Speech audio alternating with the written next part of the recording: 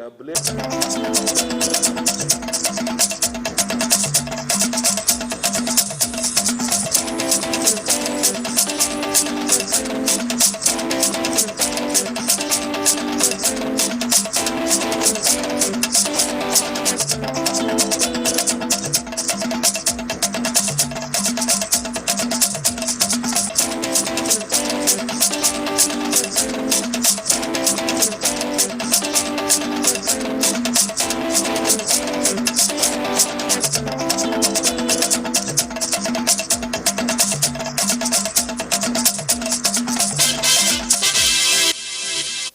Good evening, a very warm welcome to you. Thank you for joining us on Nationwide on the network service of the NTA. I'm Ruth Aguela.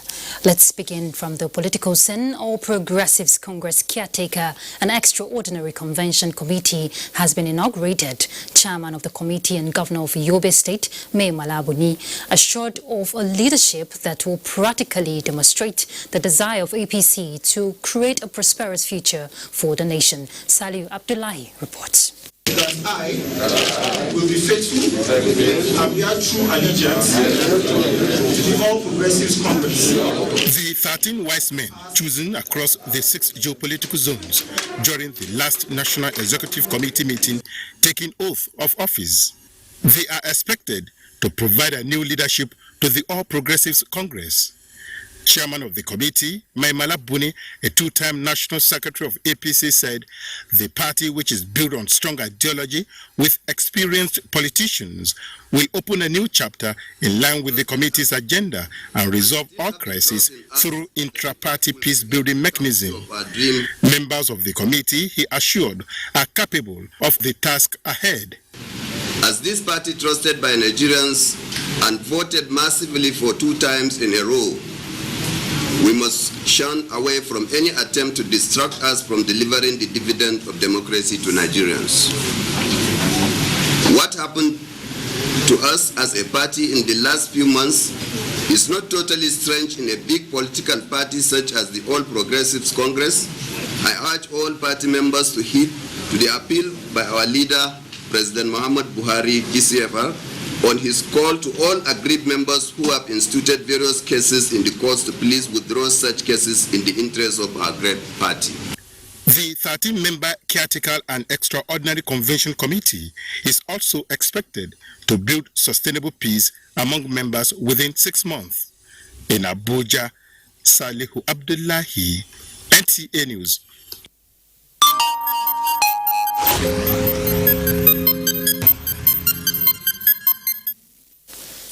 Now to COVID-19 update. As at 11:28 p.m. yesterday, 490 new cases of COVID-19 were announced by the Nigeria Center for Disease Control, bringing the total number of confirmed cases in the country to 24,567.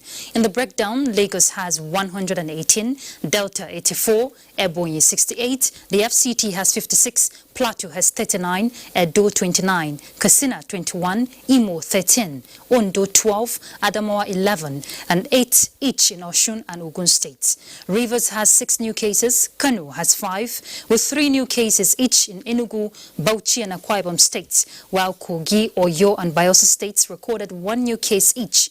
Lagos remains top on the COVID-19 chart with 10,144 cases, followed by the FCT with 1,792 and Oyo with 1,306 cases, before Kano, which has 1,200 COVID-19 cases. 9,007 recovered patients have been discharged, with 565 deaths recorded so far.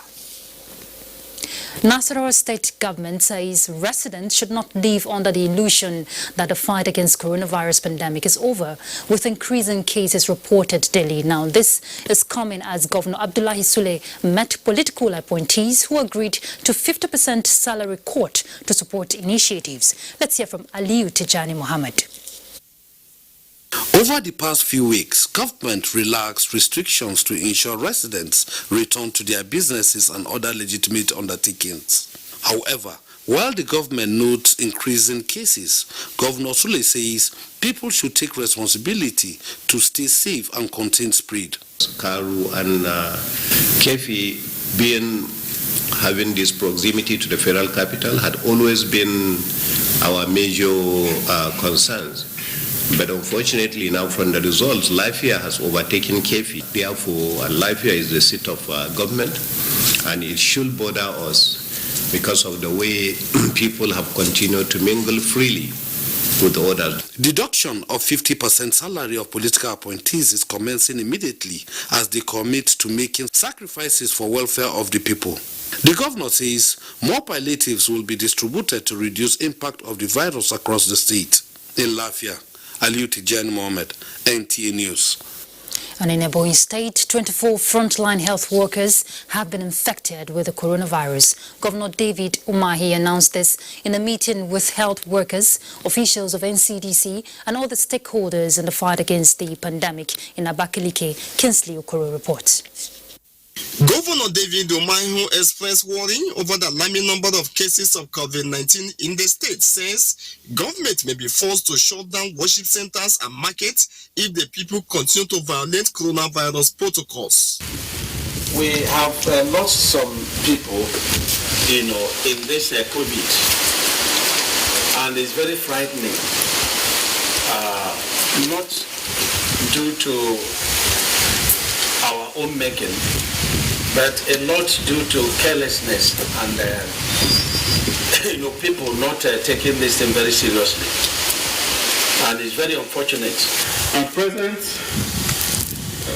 about 24 health workers have already tested positive. He reassured the Ebonyi people of government's resolve not to leave any stone unturned in containing the virus. In Abakaliki, Kinsley Okoro, NTA News.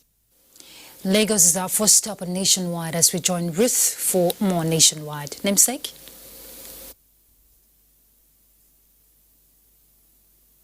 Hello Ruth, always good to see you. The integrity test carried out on the affected section of Cara Bridge along Lagos-Ibadan Expressway as a result of the recent fuel tanker fire outbreak has technically proven that the bridge is safe for vehicular movement. Federal Controller of Works Olukayode Popola stated this while inspecting repair works on the affected portion of the bridge. Abolade Salami reports. The repair work carried out on the damaged section of the bridge, contractors on site said was done to keep it safe from cracks and potholes owing to the impact of the fire on the parapet and outer layer of the asphalt in order to ensure free flow of traffic on the ever-busy corridor. We conducted integrity tests on Saturday, and the result has come out. The bridge is not damaged, and that's why we want to restore the surface back by putting the asphalt that was destroyed. It's just about 50-meter length of the asphalt that was burnt, and now we are fixing it back. As repair work intensifies on the bridge, easy accessibility of vehicles outward Lagos is becoming more difficult. And that's the reason why our headquarters gave the directive that we must manage this traffic effectively well so that we don't run into another set of crashes that will be so devastating in the course of these operations. As road users await the completion of the rehabilitation exercise, the Federal Ministry of Works and Housing is appealing to motorists plying the route to exercise patience and understanding, as well as observe all safety signs to prevent accidents. In Lagos, Abolade Salami, NTA News. Now to judicial matters. The Federal High Court sitting in Lagos has adjourned the ruling of the suits between 9 oil firms and the Department of Petroleum Resources, DPR, over the sale of marginal oil fields to the 10th of July 2020. This followed an application filed by counsel to DPR seeking to set aside the earlier injunction granted by the court on June 3, 2020. Tunde Saiki has more. The 9 oil firms had opposed an application by the DPRO seeking approval to sell or accept bids for 8 marginal oil fields. This prompted the Federal High Court, through Justice Chukwujiku Aneke, on the 3rd of June 2020 to grant an order restraining the federal government from tampering with the oil mining licenses, pending the termination of a suit challenging their status. But the DPRO, through its counsel, Adetunji Oyeipo, SAN, brought an application seeking to set aside the injunction. He argued that the plaintiffs served the injunctive order electronically rather than the usual physical service without first obtaining an order of the court to do so.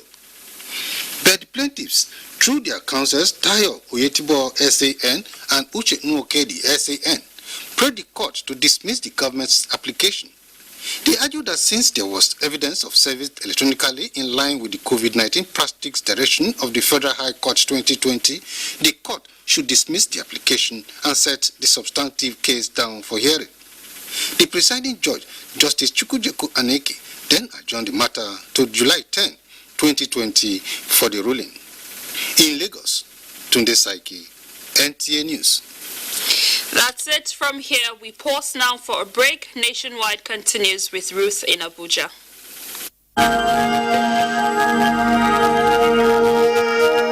I wish to once again commend the frontline workers across the country who, on a daily basis, risk everything to ensure we win this fight. For those who got infected in the line of duty, rest assured that government will do all it takes to support you and your families during this exceedingly difficult period. I will also take this opportunity to assure you all that your safety, well-being, and welfare remains paramount to our government. I am using this opportunity to express our deepest condolences to the families of all Nigerians that have lost their loved ones as a result of the COVID-19 pandemic. This is our collective loss, and we share your grief.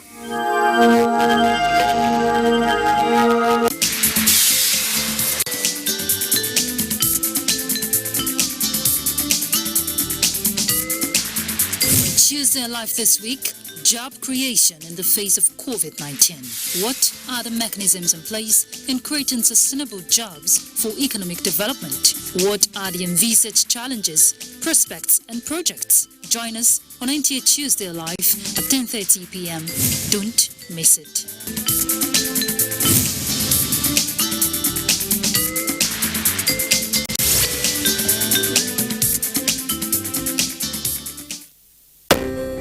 Wetin be this coronavirus thing? Na true? You see this coronavirus wey be COVID-19. Na the whole world palava o. And e don dey kill many people for China, Italy, UK, US, Spain, and even for other countries dem. Okay, wetin come be the reason wey dem say make everybody tanda for house? Na because if e dey waka pium go carry am from person wey don get am, you go carry come give your family dem. Na so the thing take dey kill other people for other country o. Okay, wetin come be that social distancing sef? You see social distance. Now make we no come close o, because this thing na from air and touch now we dey contact am. We suppose dey at least 6 foot away from each other every time. So okay, no be only to wash your hand and to sanitize am alone. Make we no take this washing of hand thing take play o, but make we come together, join hand as we take pursue Ebola, pursue this coronavirus. Make we be each other be keepers now.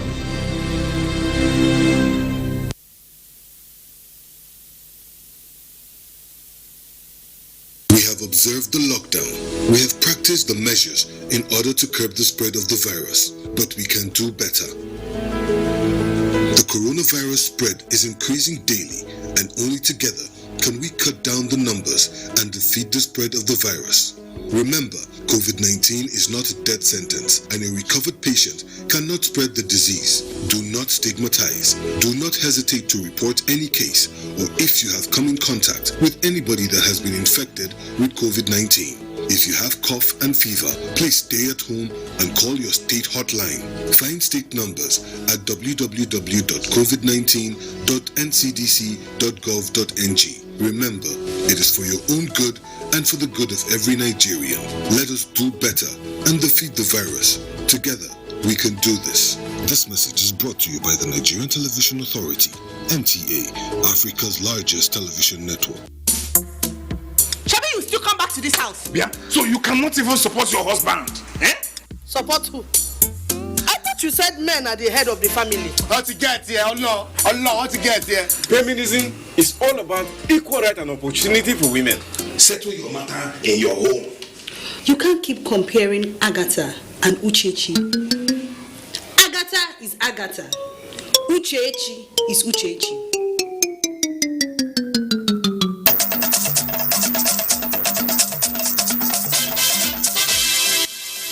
Thanks for staying tuned. President Muhammadu Buhari has formally received the 5th interim report on Nigeria's national response to the coronavirus pandemic. The report was submitted by the Presidential Task Force on COVID-19, led by the Secretary to the Government of the Federation, Boss Mustafa. The report contains the progress made so far by Nigeria in the fight against COVID-19, challenges encountered, and the options available on the best way forward. State House correspondent Adamu Sambo reports that the second phase of the gradual ease of the lockdown, which was for an initial period of 1 month, ends today. In the second phase, now subject to review, government had relaxed restrictions on banking operations and worship places, but retained a nationwide curfew to limit social interactions and therefore reduce the risk of the transmission of the virus, which is now on community transmission level. It had also removed restrictions on the movement of essential goods and services. Briefing journalists after the engagement with the President, Chairman of the Task Force and Secretary to the Government of the Federation, Boss Mustafa, hinted that going forward, the country may witness what he called precision coronavirus lockdown after only specific cancelled areas with high infection rate.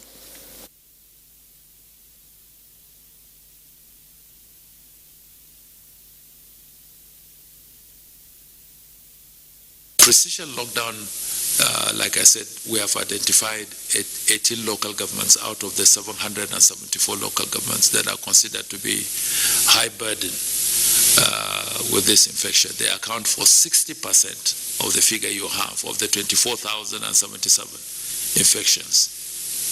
Those 18 local governments account for 60% of those figures. And the reason for the precision lockdown is to in place in those places specific measures that will be administered by the state governments and the local authorities. It's not for the federal government, it is the responsibility of the state governments and the local authorities to put in place measures which might be similar to the first response we had of the total lockdown of those communities. And now aggressively collect samples, test those that are found infected before the transmission continues in that particular community. They are taken into isolation. Right now, we are at a very advanced stage of community transmission. And at that stage, there is hardly much that government can do.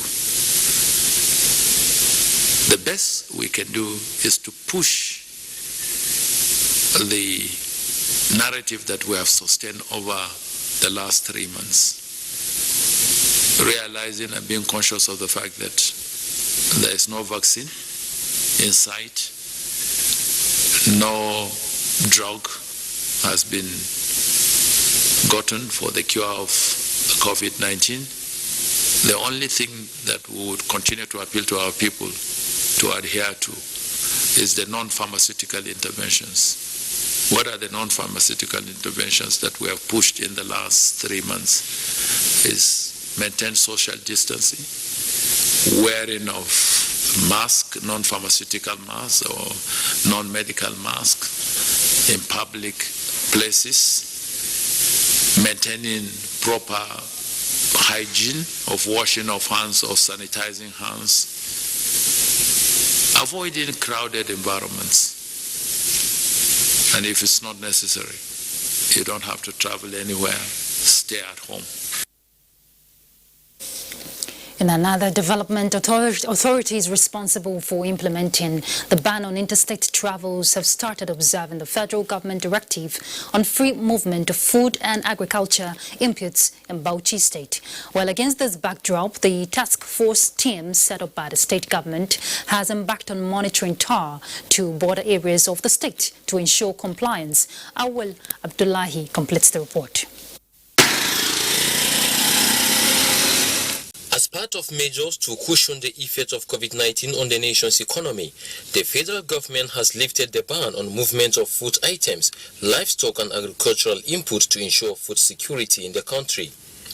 Bauchi State Joint Technical Task Team on Emergency Response to COVID-19 on challenges of movement of food and agricultural input was at Narabi Village, a border between Bauchi and Plateau State, to ensure total compliance with the presidential directive.